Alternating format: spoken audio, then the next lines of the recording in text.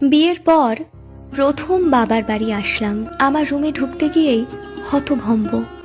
মাকে গিয়ে বললাম, মা, আমার রুমে ভাইয়া থাকে না? মানে ভাইয়ার রুম তো ছিলই, আমার রুমটা কেন নিতে হবে? ধুর পাগড়ি মেয়ে, বাবার বাড়িতে মেয়েদের নিজস্ব বলে কিছু থাকে নাকি?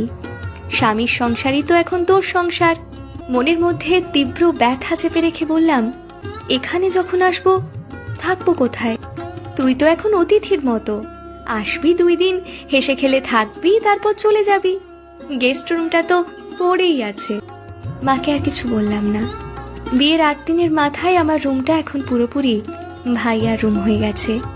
এখন আমি তাহলে এই বাড়ির কেউ না, বাড়ির রাজকন্যা। 8 দিনে বাড়ির অতিথি হয়ে গেলাম। নীরবে কাঁদছি। এ কান্নার অর্থ শুধু মেয়েরাই বুঝবে, আর কেউ না।